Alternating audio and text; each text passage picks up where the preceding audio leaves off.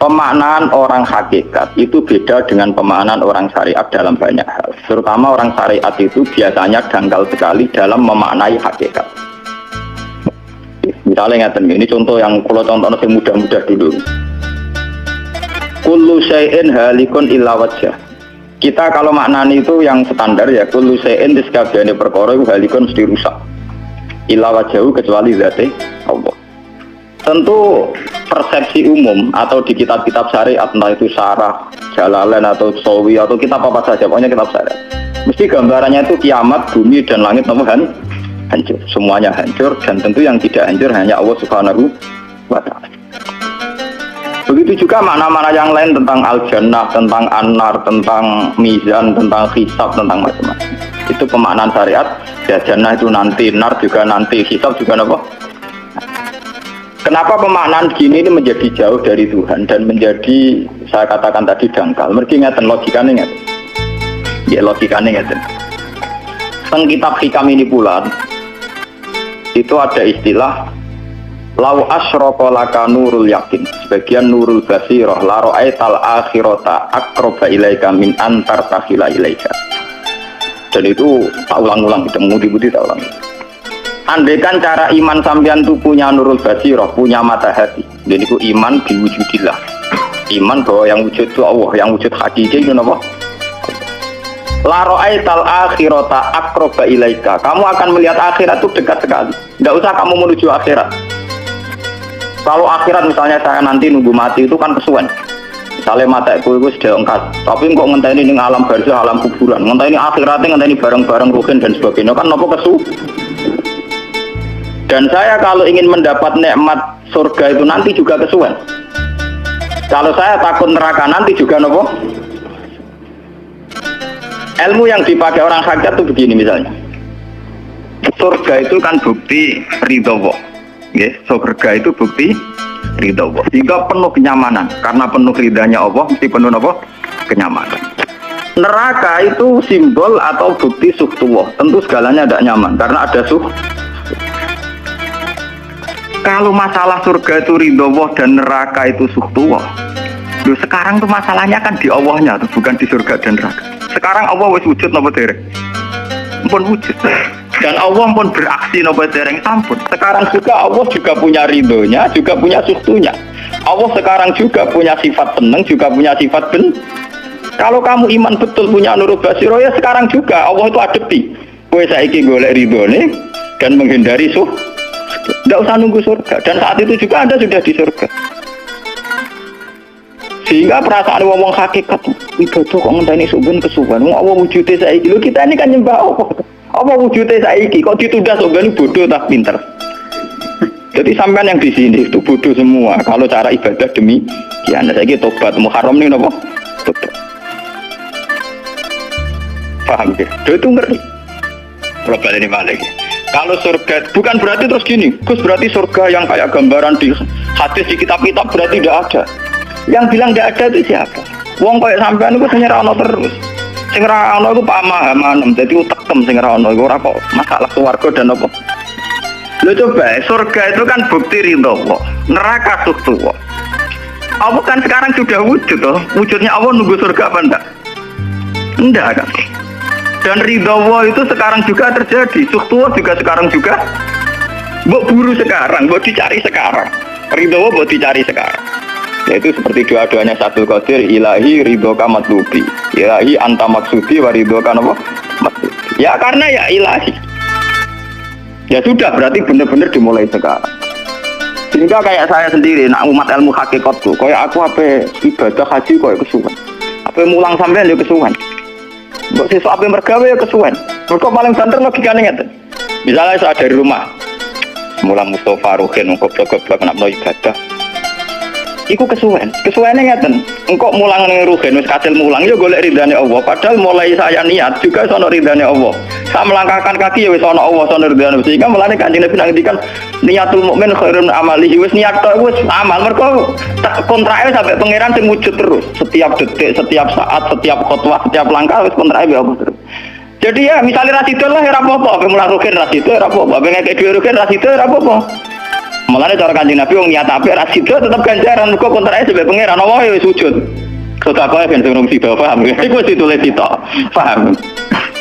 Ben sampean ngerti sirine hadis kenapa niat saja ditulis ganjaran karena niat itu artinya orang sudah mengkontrakkan diri, menyikat diri dengan Allah yang setiap saat wujud juga dan saat itu juga wujud.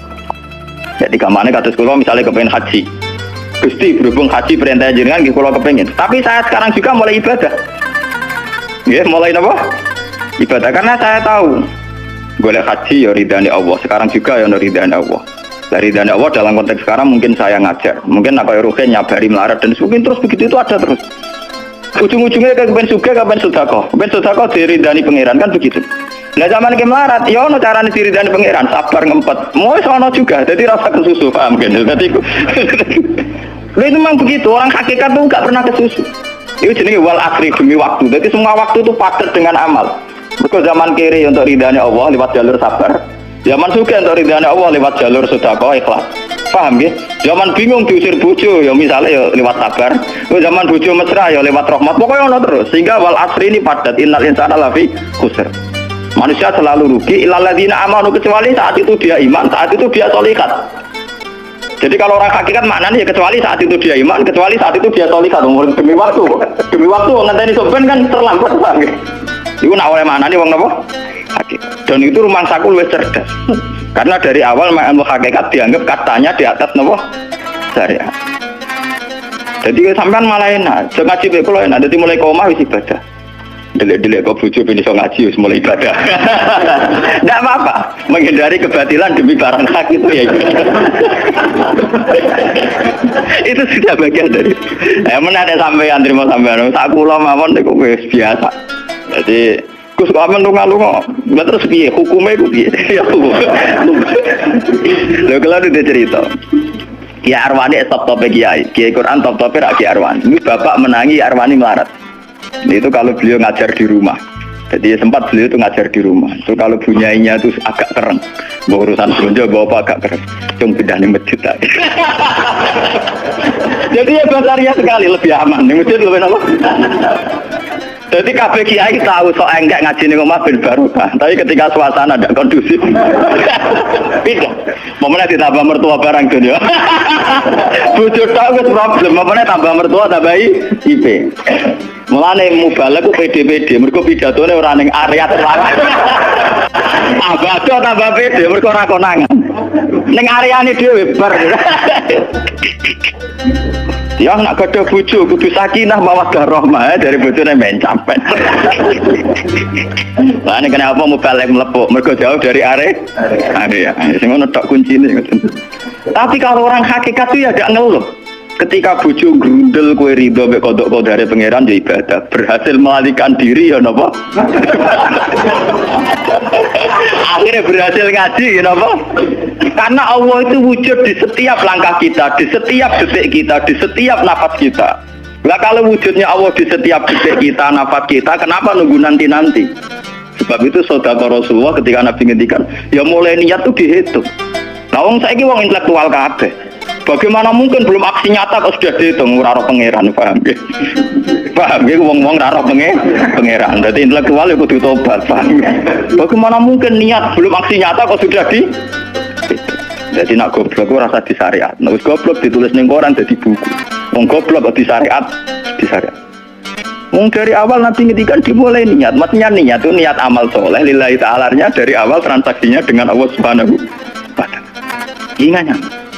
Nanti kulon merasa ibadah lah. Di sini ini kelihatan Nabi sering ngendikan ini yang hadis sahih. Misalnya Nabi ngendikan seseorang itu selalu dalam keadaan sholat maka nanti sholat tahbisuhu. Misalnya orang pujian ngenteni kiai ini teko. Karena kiai ini nak sepuh watak waktu abang imami kok ngombe pil sik bariku ndredeg-ndredeg ra teko-teko. Iku dari Kanjeng Nabi wong sing ngenteni imame teko, iku ya cek sholat terus senajan tau urung sholat. Ngono Kanjeng Nabi tau dipraktekno jarak. Jadi Nabi itu kalau sholat standarnya awal waktu, tapi beliau itu pernah sholat isya sekitar jam 1:30. Yapko sulusul lailil akhir sekitar 1:30. Dulu separuh sahabat sudah turun. Sing Umar menuduki kentong kelontangan. Mantan preman, mantan apa? Preman. Terus. Nah, malahnya akeh kiai sing gak berturu terus sholat ra wudu mergo hadis itu ceritane iku. Mereka ya namun, tapi fasallahu walam yatawaddo. Dari wong fikih. Mergo iku lungguh. Lungguh nek orang geser ora apa dari wong fikih lah, ono-ono ae. Turune sahabat sing gaplek-gaplek ya mlungker.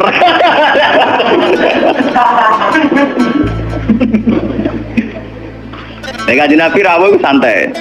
Kenapa kalian masih menunggu, Jar? Ya karena nunggu sholat engkau ya Rasulullah. Kamu mulai tadi juga sudah sholat. Karena sampean menunggu demi apa? Sholat. Biasanya kita dicatat sedelok. Mereka nunggu terus sholat. Mau dicatat mulai mau nganti saiki. Jadi hari ini pahala kamu lebih tinggi. Nabi tenang. Ya memang begitu.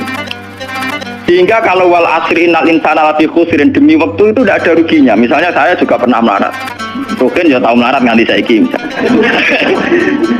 Artinya saat kita melarat kan duwe niat, aku nak sugih pe sedekah, aku nak alim pe mulang. Niat dihitung ganjar. Ketika kamu real, yang sekarang real kan ngadepi kekerean terus kowe sabar ya ibadah. Jika ora kemrungsung aku ibadah ngenteni juga begitu juga yang ingin haji. Itu firafat haji. Tapi ketika dia ingin jadi tulis ganjaran, meskipun takdirnya dia tidak sempat haji sampai mati. Tapi per detik dia tetap berdialek dengan Tuhan, bertransaksi dengan Tuhan. Jadi disebut Quran yastarun. Yastarun itu transaksi. Inna washtara minal mu'minina anfusahum wa amalahum bi anna lahumul jannah. Allah Ta'ala itu membeli diri kita. Diri kita itu kata Nabi ini sing asli dawuh Nabi, ora dawuh mubalek lho. Ngeleng-eleng, ini ilmunya ulama, bukan mubalek, harus dicatat. Nabi itu ngitung ibadah. Itu dimulai dari diri kita. Ngendikane pangeran inna washtara minal mu'minina anfusahum. Allah membeli diri kamu. Diri kamu itu ya organ kamu, sel-sel yang ada di kamu, saraf-saraf kamu, semua yang ada di tubuh kita. Karena apa? Dalam desain Tuhan dan rencana Tuhan, pikirannya pangeran kemana madun di baduk ya gue sujud, dua lesan ya gue mulang, mertua dua lesan ya gue ngandani mantu ya gue takzim mertua. Pokoknya dalam desain Tuhan begitu. Sehingga semua organ tubuh itu desainnya untuk taat, desainnya untuk apa? Ya desainnya untuk taat. Sehingga ketika taat itu belum nyata dan orang itu niat sudah dihitung. Apalagi setelah nyata dia melakukan, potensinya saja baru potensi sudah dihitung. Makanya ketika Nabi, ini yang hadis sahih, suatu saat Nabi itu ditamu melarat-marat.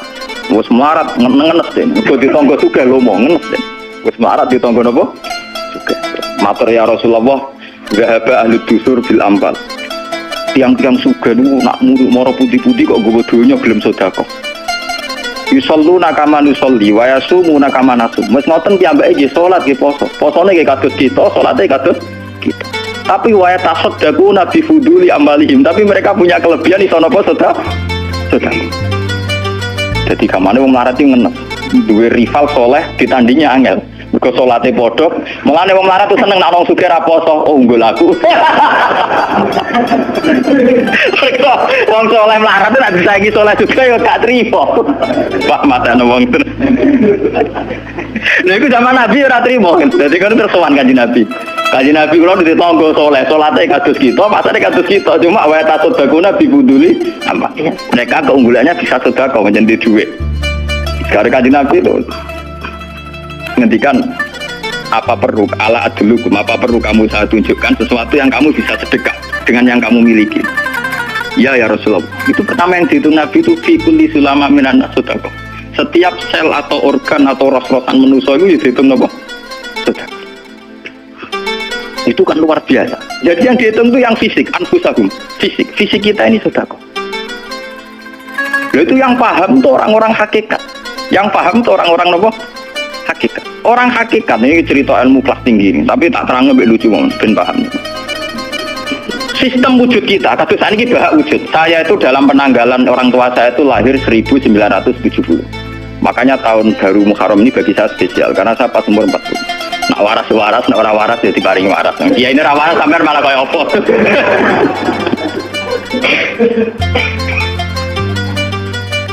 Kalau dalam teori ilmu hakikat, sebelum tahun 70 berarti status saya kan ala Adam tidak ada. Memang tidak ada itu punya positif, tidak maksiat. Nggih, jenenge ora ana apa nyelingkuhi sapa, apa ngorupseni apa, apa kurang ajar abe sapa jenenge ora ana. Ketika Adam saya dihilangkan, sifat ketiadaan saya dihilangkan, saya menjadi wujud. Nah itu cara ilmu hakikat. Nikmat tertinggi itu nikmatul ijaz. Nikmat wujud itu nikmat tertinggi. Dengan kamu wujud, maka kita punya mata, punya hati, punya telinga. Dan dengan kita wujud kita bisa asyhadu, bisa ikut bersaksi. Asyhadu alla ilaha illallah. Jadi dengan kita wujud saja, potensi wujud saja dengan kita wujud itu nyekseni. Ternyata langit bumi digawe Allah. Allah sing gawe aku, Allah sing menciptakan ini semua. Sehingga dengan modal syahadah saja itu orang sudah min ahlil jannah. Andai kan orang itu maksiat seumur-umur tapi pernah baca la ilaha illallah tetap dakhalal jannah. Mbok digodhog kaya apa ning neraka suwe tetap dakhalal. Mergo umpama ning neraka selawase pangeran ya ana salahe. Dia ku mau ngiral hadis qudsi, sak bedik-bedike wong misalnya umure 100 tahun maksiate ra 100 tahun. Lah kok disiksa luwih 100 tahun ra pangeran napa lho? Mulane pangeran anyiksa ya ana batese wong maksiate wong ya ana batese.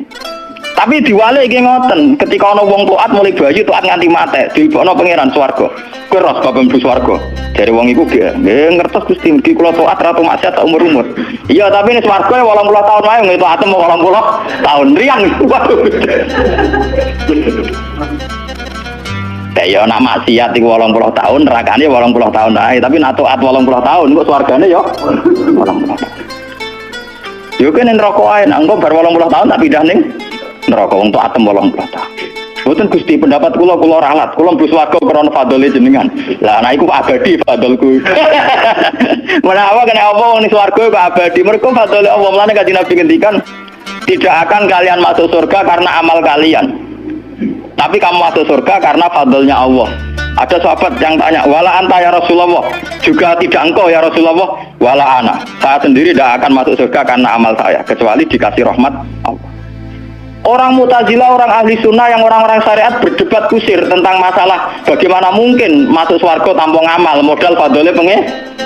Tapi orang hakikat cara baca jelas, nak krono ngamal ada durasinya, ada apa? Durasinya, dan itu batas amal kita 80 tahun. 80 tahunnya Mustafa umat soleh ya lagi. Ya tahu puber, tahu nakal, tahu kedonyan, meh mate tua ini terus do. Malah mau birang tahun, paham no? Terus ngono cek kumat-kumatan ora stabil. Nyatane ora ana crita ning swarga pas saat dapat swarga, eling ra stabil dapat neraka kan ya mboten enten. Ya ora dikocok ambek pangeran ya ora dikocok. Lah, di sini ini orang hakikat lebih benar. Kenapa di surga selawase? Mergo mlebu swarga krana fadhole Allah. Sementara fadhole Allah abadal selamanya. Paham ya?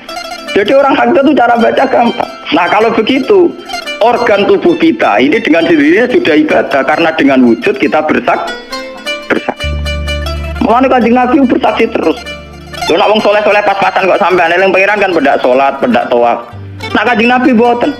Kanjeng Nabi semua organ tubuhnya iso dijak eling pangeran. Perkara mangan iki barang sepele bedine naman.